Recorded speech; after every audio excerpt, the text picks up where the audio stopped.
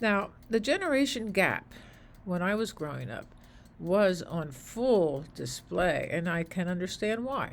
We had the civil rights movement, which was coming out of the closet.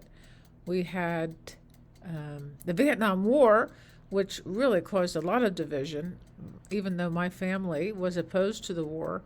But there were people within my family, like, for instance, there was a time when my mother was totally opposed to the war, and she actually knew every single battle that was taking place in Vietnam at the time. My uncle, Earl, whom was a bishop in the Episcopalian Church at the time, he's no longer with us. Actually, he played cards with Eisenhower in World War II because he was a chaplain in World War II and he knew Ike very well. And one time we actually filmed, or not filmed, sorry. That was a long time ago, so we weren't filming, but we caught on audio a conversation between my mother and Uncle Earl. And I don't even have to listen to it to remember every single word that was said. He was furious. He was all rattled.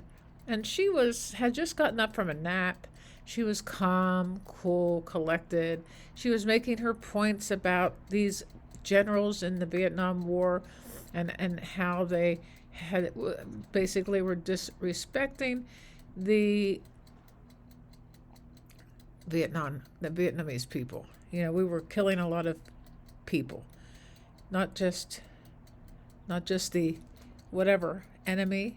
No, there are no enemies, but my Uncle Earl believed that there were, and we love him. He was an absolutely brilliant man, and he was well educated. But my mother was uneducated and also came toe to toe with him in many different situations, and they were considered the greatest